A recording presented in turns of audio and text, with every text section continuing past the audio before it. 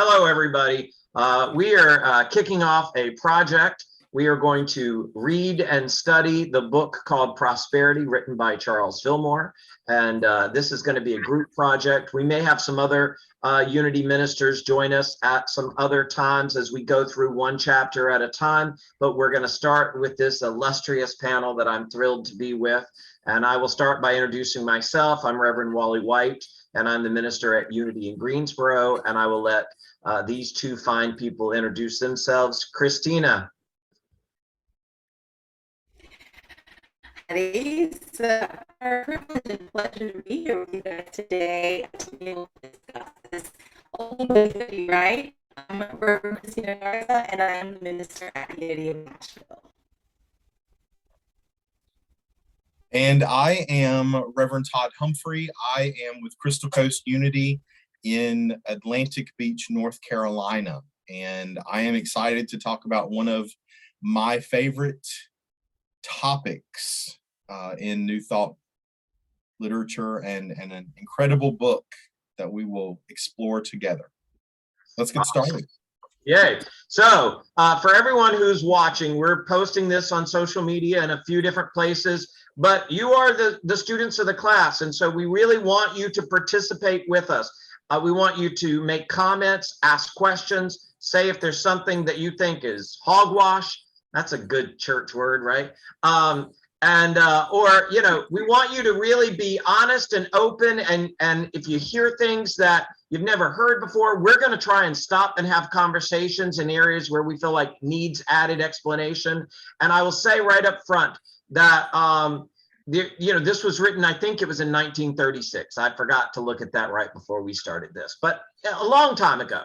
So the pronouns are, I think, going to always be he, him, his, right? And we may read it that way, but I also invite everybody to read whatever that she, it, them, whatever you want to say, you say it. And to the listeners and the viewers, the students participating, whatever you want to hear, you hear that. Just translate it. Just pretend you're at the UN and you're translating into the language that makes you happy. This information is too powerful to shut it down over some things that maybe were written a long time ago, because there's good information here. So we're going to start asking your questions as soon as you want to. And Todd and Christina, stop me anytime you want. I'm going to start reading the foreword here. It says, "It is perfectly logical to assume that a wise and competent creator would provide for the needs of his creatures in their various stages of growth. The supply would be given as required, and the necessary effort for its appropriation was made by the creature. Temporal needs would be met by temporal things, mental needs by things of like character, and spiritual needs by spiritual elements. For simplification of distribution, all would be composed of one primal spiritual substance, which under proper direction could be transformed into all products at the will of the operator. This is a crude yet true illustration of the underlying principles on which human family is supplied on this earth. The Father has provided a universal seed substance that responds with magical power to the active mind of man. Faith in the increasing capacity of this seed substance, whether wrapped in the visible husk or latent in invisible electrical currents, always rewards man with the fruits of his and her labor. The farmer may seem to get his supply from the seeds he plants, but he would never plant a seed unless he had faith in the innate capacity to increase, and that seed would never multiply without the quickening life of spirit. Thus we see that all increase of substance depends on the quickening life of spirit, and this fact gives us the key to mental processes that when used spiritually will greatly increase and at the same time simplify our appropriation of that inexhaustible substance which creative mind has so generously provided. In the following lessons, we have attempted to explain man's lawful appropriation of the supplies spiritually and electrically provided by God. When we understand and adjust our mind to the realm or kingdom where these rich ideas and their electrical thought forms exist, we shall experience our temporal affairs, what is called prosperity. We said their electrical thought forms. Let us explain that all creative processes involve a realm of ideas and a realm of patterns or expressions of those ideas. The patterns arrest or bottle up the free electric units that sustain the visible thing. Thus, creation is in its processes a trinity. And back of the visible universe are both the original creative idea and the cosmic rays that crystallize into earthly things. When we understand this trinity in its various activities, we shall be able to reconcile the discoveries of modern science with the fundamentals of religion. Modern science teaches us that space is heavily charged with energies that would transform the earth if they could be controlled. Sir Oliver Lodge says that a single cubic inch of the ether contains energy enough to run a 40 horsepower engine 40 million years. The divergence of opinion among physicists has the reality of the ether does not nullify the existence in space of tremendous potentialities. Sir Arthur Eddington says that about half of the leading physicists assert that the ether exists and the other half deny its existence. But in his words, both parties mean exactly the same thing and are divided only by words. Spiritual understanding that the ether exists as an emanation of mind and should not be confused in its limitations with matter. Mathematical measurements applied to the ether work out of existence because its reality is in the mind that conceived it, and its being is governed by sustained by ideas. And ideas have no physical dimensions. So the ether I'll get this right. So the ether will have existence and deposit matter only so long as mind has use for it. When infinite mind has completed the cycles of creation, both the invisible and the visible universes will be rolled up as a scroll and disappear, and only mind remain. And all of the host of heavens shall be dissolved, and the heavens shall be rolled together as a scroll, and their host shall fade away. Can we stop right there for a second? Because I think we're reading something that most of us already know and accept. And many anybody that's darkened the doors of unity a couple of times will already have this too. But I think it's important to kind of point out this whole the invisible versus the visible, and that we're talking about manifesting, and we're talking about that it's our ideas. That's our prosperity, right? Is kind of that place, our idea factory, as I would say. What have you all run into in kind of explaining that idea of like that we're limitless because our ideas are limitless, and that all of our ideas are the beginning state of all of our manifestations? Go for it. You're muted, Todd. Again. So for me, one of the things that I always go back to is this idea that our prosperity is in divine ideas, that everything that we experience from this internal experience of knowing abundance comes from ideas, that everything starts as an idea. But one of the things that it becomes tricky that we nuance a little bit is that everything is unlimited in potential at the level of spirit, at the level of idea, at the level of mind. Everything is unlimited. but we have a limited experience here in the physical.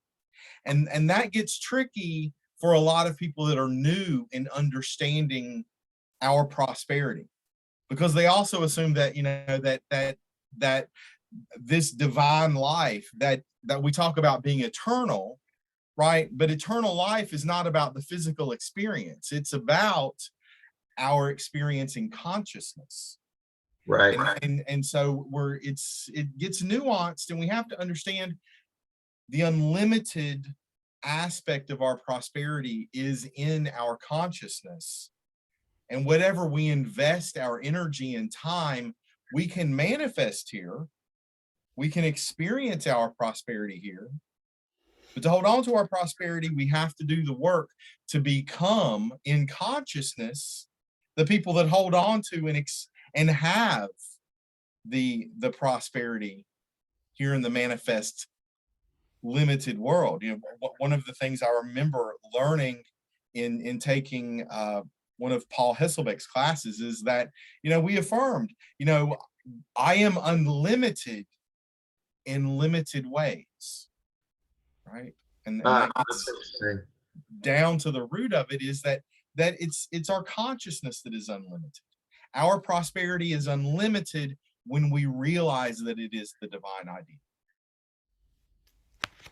You know, for me, there's sort of a couple things that have to be, I guess, discussed or kind of opened up before, you know, even these prosperity ideas can really be chewed on and kind of digested, or even just you have to be open to. And that is that, you know, we live in a world where we're so used to, as Westerners, the logical, rational mind.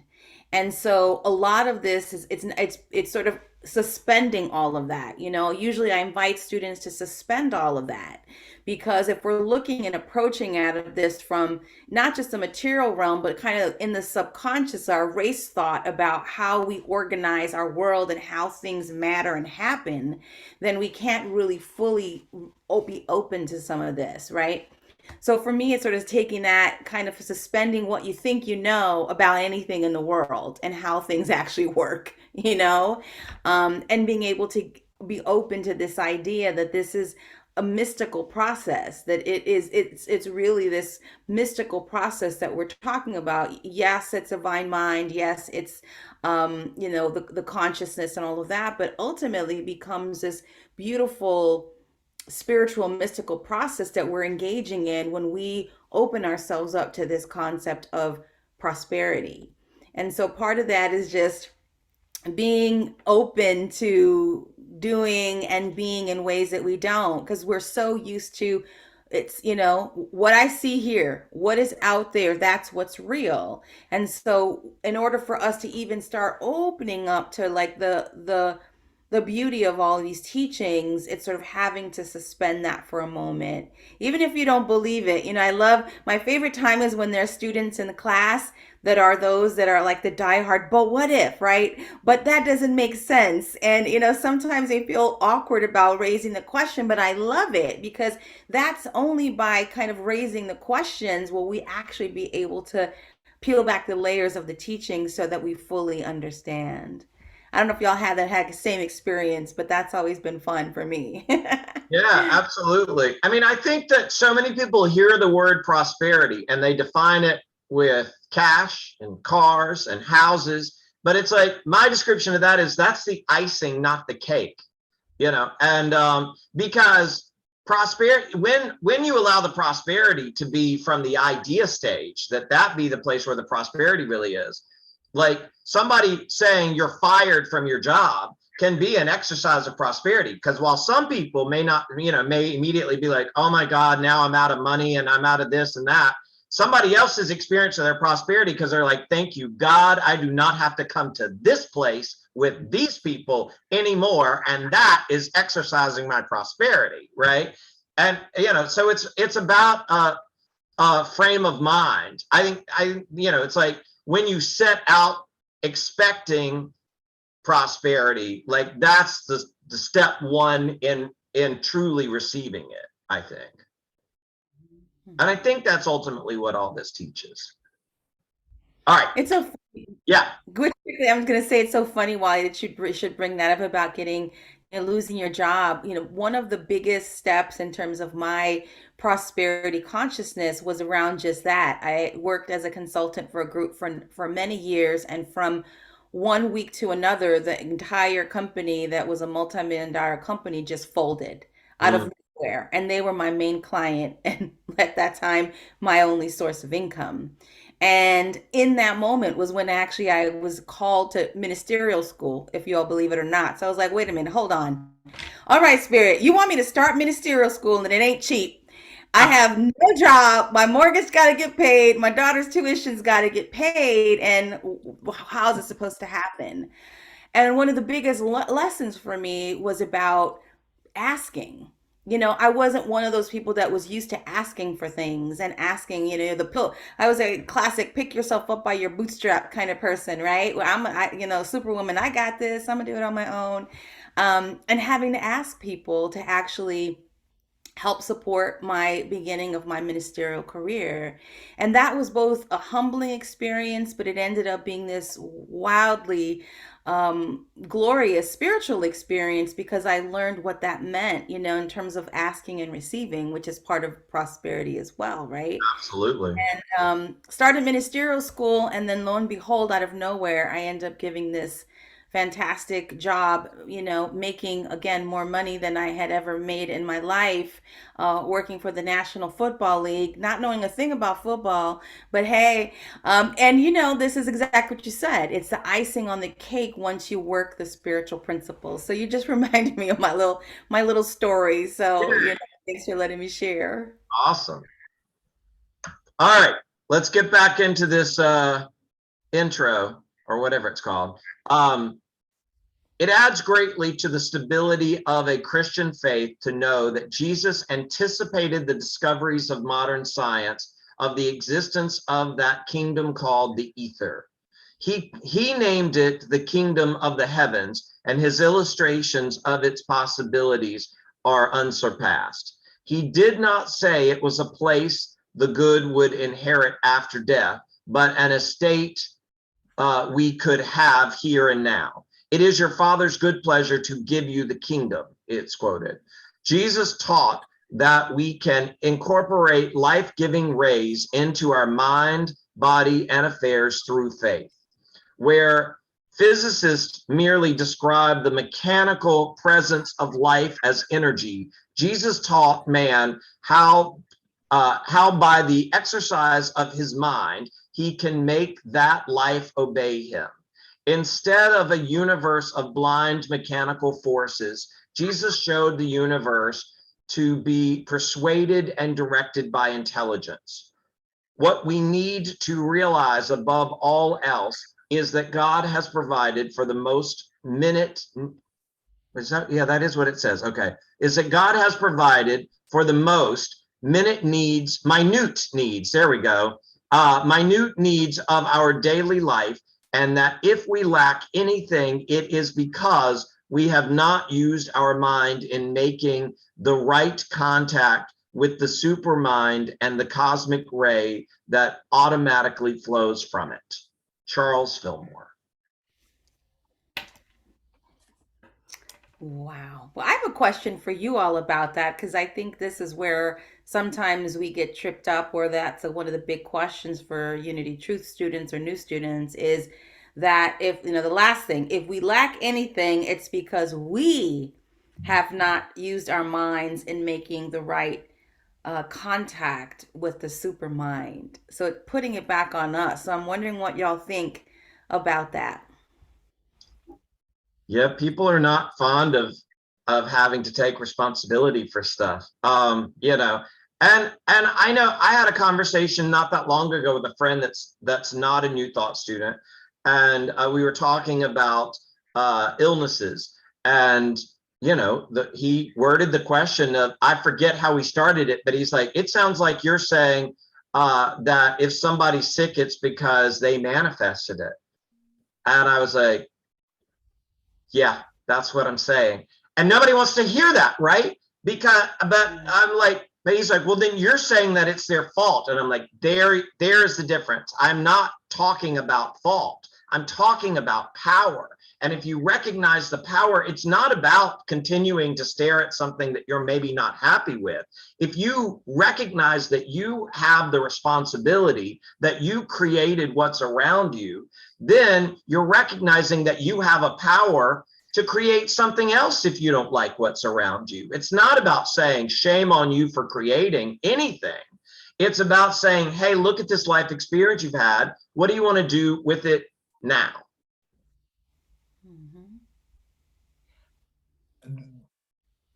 I have that same discussion, pretty regularly.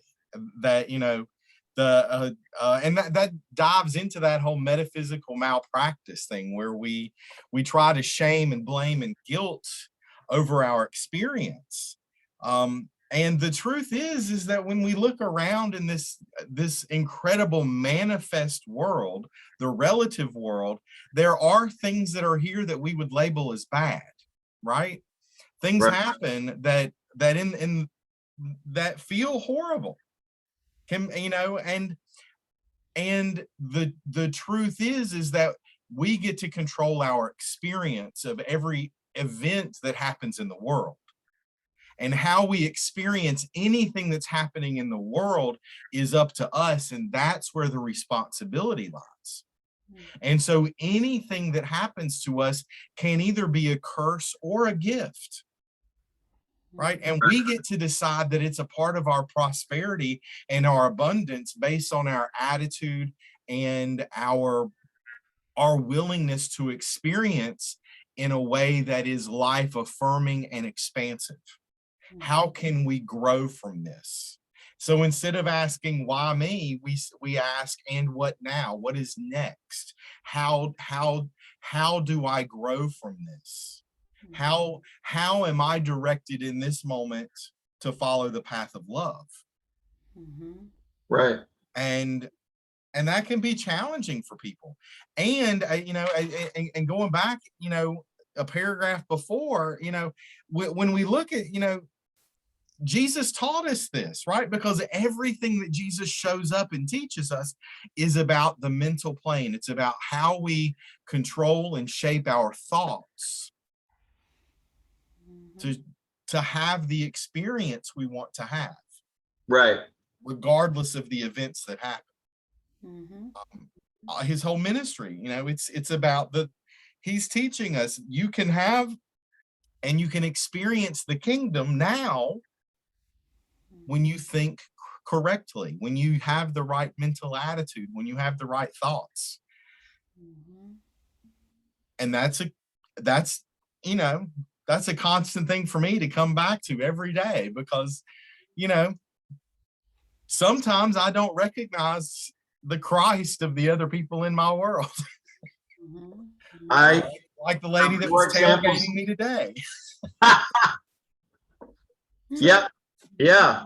I mean, I think it's daunting if you think of responsibility of like, this is a big world. How could I possibly be responsible for everything? And I'm not talking about the physical world. I'm just talking about my existence, right? Like, there's a lot of things ticking. And but it's like, there are certain things that the Christ mind of us takes care of. Like, thank God, I don't need to know how many beats my heart needs to beat a minute. And I don't have to manage that or oversee it. I just have to accept it and let it be. And yet I also know in that I do have a responsibility of knowing that there are certain foods that are more helpful to my body than others. And that, if I completely ignore those, then I'm also taking a responsibility of maybe clugging up that system.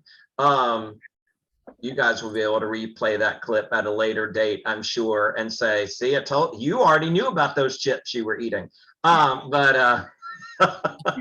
yeah, it's like, but if you look at it from the perspective of God is all there is, and God is good, which means good is all there is. The human experience is like, I can write books and books and books of things that are not good. And it's like, but it's about perspective, because as Christina's example, she lost the client that was funding her. That's clearly not a good moment. And yet she used it to create something quite wonderful. So it's what we do with those moments, how we choose to act versus just react and staring and then ultimately repeating more bad because we just refuse to get out of the cycle of it. You know, it's I one of my favorite quotes that I use all the time is from Emma Curtis Hopkins, and it's this too is good, this too is God, this too is for me, and I demand to see the blessing. And anytime something is sort of going off the rails, right? I always use that. I always share that with other people because to me it's sort of really just gets at the heart of all of what we're talking about is things in life are going to happen or we're in a situation that, we're can't pay the bills or, we're in a relationship that is not where we want it to be or what have you. And so it's sort of flipping it on its head and just saying, okay, I don't really know why this is here. I'm not really sure why this is happening, but I'm going to claim this is good. And that ultimately becomes the foundation of the prosperity consciousness that we'll be talking about throughout the course of this book is how do you maintain that vision, of abundance, of prosperity, of fullness, of goodness, of godness, no matter what. And that becomes a linchpin. And so it's funny because I always say this like as Westerners, as first world peoples, like we're just a fast food culture. I was about to curse. Oops, that would have not been good. We want that stuff fast. We want it now. We want to go through the drive through. I want my, cute boyfriend now, all of that. You want it fast. And what the step back with all of this too, to really be able to delve in and practice the principles is knowing that sometimes, most of the time, these things take time. It takes discipline, it takes practice. And again, like what Wally was saying earlier, these are kind of things we don't want to hear the responsibility. Like, can't that outside God out there do it for me? I'm just waiting for Jesus, to just work, come on, Jesus, And so part of it is like, yeah, there's these energetic resonance around us that will co-create with us, but you got to step into the field here. You got to get in the ring and do something, Right. Yeah. So, Yeah, there's the outside force that you may see the puzzle pieces coming together, but it's after you've done the inside work. It's always got to be inside out to be anything lasting, for sure. If you're not willing to pick up your bed and walk, then you're gonna lay there in lack and limitation. And that is what we're going to do by studying this book. I love that, Todd. Thank you. Yes. So we're actually going to close this out as the first class, I think, of looking at the intro of the book and looking at everything that we're going to be studying. This book is rich with so much information that when you delve into this and use this information, I don't care if you've got $1 in your wallet or $1 million in your wallet, though I would love to see a wallet that actually has $1 million in it. You're going to feel prosperous because you can't help if you use this information and you really sit with it and you accept the truth of it.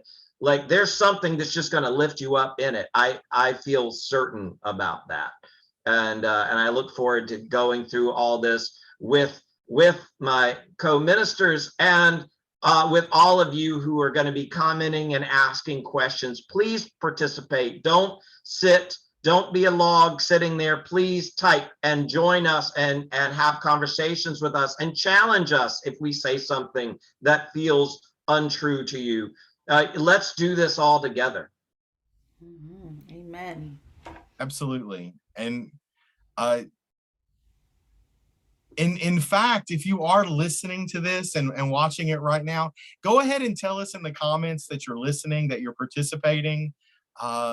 Comment. Let us know that you are here, that you're engaged, and if there's something specific on your mind around prosperity, and maybe we'll get to that, or maybe we'll tell you what chapter to pay attention to. But engage right away. Let us know you're participating so we can include you.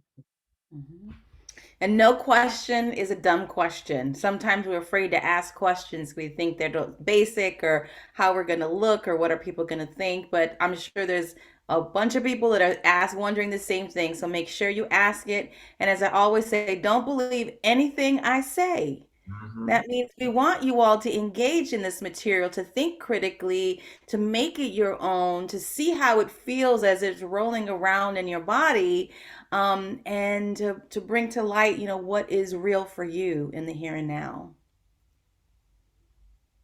And my last piece in this time is going to be this, that when we go back to our unity principles, that it's not enough to know the truth. You have to put it into action in your life. And so the study of prosperity and the study of this text has to be an empirical trial in your life. Mm. You have to be willing to do something different with your thinking, your actions, whatever. But it all begins with a thought. It all begins with a divine idea, part of your prosperity. And so do an empirical trial, try this on, challenge it, scream out to the universe, prove me now, and watch how this teaching comes to life for you. Yes. I love that. Yes. All right. Preach, brother. It's gonna be an exciting journey. I'm so excited to partner with Wally and Christina and everyone else that wants to join in, because this is so worth it. And so it is. All right. I'm excited about this journey. See you on the next one, everybody. Look forward to it.